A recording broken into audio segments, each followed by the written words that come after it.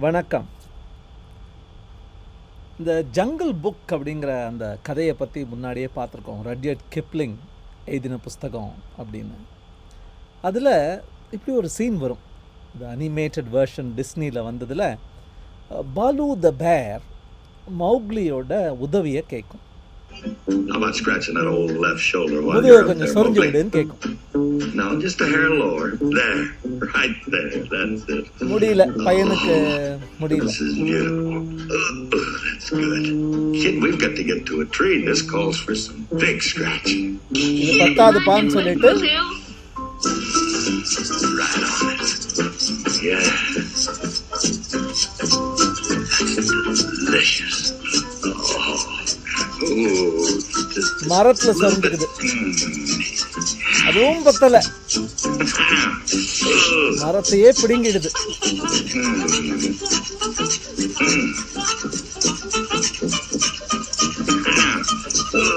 And எல்லாம் முடிஞ்ச அப்புறம்தான்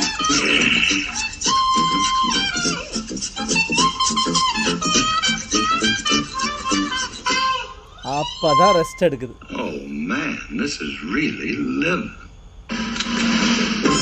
So just try and relax.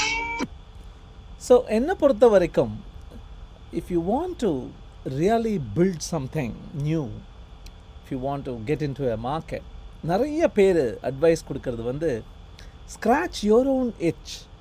உனக்கே தேவைப்படுற, மற்றவங்கள விட உனக்கு அதை பண்ணியாகணும் அப்படின்னு தேவைப்படுற பர்சனல் நீட், அதை பூர்த்தி பண்ண பாரு அப்படின்னு சொல்லுவாங்க.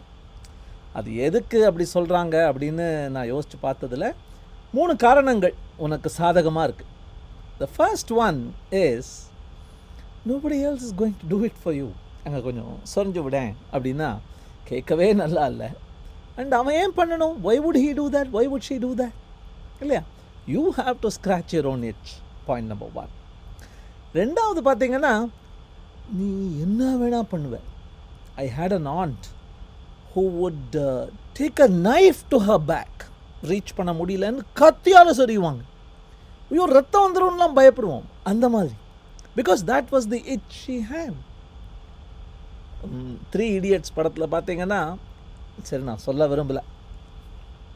ஓகே, அப்புறம் the third reason that works for you is you won't stop until it is solved.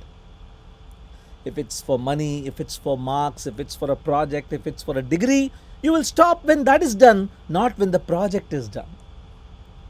But when the project is for you, when you're scratching a personal itch, you will continue to do it past all other demands from outside and stop only when that work is finished and the itch is gone. நிறைய examples இருக்குது. இந்த virgin Atlantic அப்படிங்கிற அந்த ஃப்ளைட்டையே Richard Branson உட்காந்துருக்கார் பாருங்க முதல் left சீட்டில். அவர் ஆரம்பித்தது வந்து he was stranded in an island. He had to go to the mainland. The flight was cancelled. So what did he do? He went out, he chartered a plane, sold tickets among the others, and that was flight number 1 அப்படின்னு சொல்லுவாங்க. Scratching a personal itch. Linux operating system. Torvalds wanted, Linus Torvalds wanted a printer driver. Nobody had written it. He wrote it. He put it up and it became popular and Linux was born. Scratching a personal itch.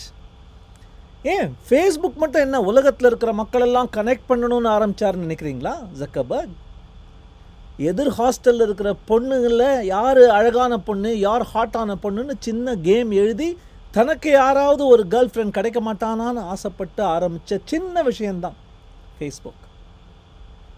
Airbnb இப்போ எங்கே பார்த்தாலும் rooms available அப்படின்னு பேசுகிறாங்களே. ஒரு காலத்தில் 2 ஹாஸ்டலில் இருந்த 2 college பசங்க அடுத்த மாதம் ரெண்ட் பே பண்ண முடியாமல் பயந்துட்டு இருந்த போது ஒரு ஆர்ட் எக்ஸிபிஷன் பக்கத்தில் நடந்துட்டு இருந்தது. அதை பார்க்க மெனி பீப்புள் கேம். தே சப் ரெண்ட் தேர் ரெண்டல் ஸ்பேஸ். அவங்க வீட்டில் அவங்க ரூமை அவங்களே ரெண்ட் கொடுத்துட்ருக்காங்க. அதை சப் ரெண்ட் பண்ணி ஒரு ஏர் பெட்டும் பிரேக்ஃபாஸ்ட்டும் கொடுக்குறேன், எனக்கு துட்டு கொடுன்னு ஆரம்பிச்சது. That was Airbnb. ஆனால் ஒரு குட்டி வார்னிங்கும் கொடுத்துடலாம்ப்பா. Don't overdo it. இப்போது அடர்ந்த காடு இருந்ததுன்னா you are the first person to go through it அப்படின்னா very difficult to make a பாத்.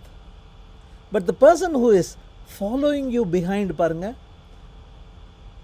நீ போன பாதையிலேயே அவன் ஃபாலோ பண்ணிட்டு வந்துடுவான். ஃபாஸ்ட் ஃபாலோ பண்ணி he may even be able to overtake.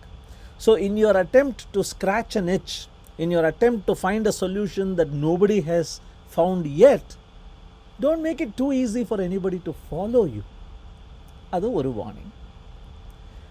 ரெண்டாவது ப்ராப்ளம் என்னன்னா, உங்களுக்கு அந்த ப்ராப்ளம் ரொம்ப பிடிச்சி போயிடுதுன்னு வச்சுக்கோங்களேன், you will think, you will bring it too close to your eyes and you will think the whole world has the problem.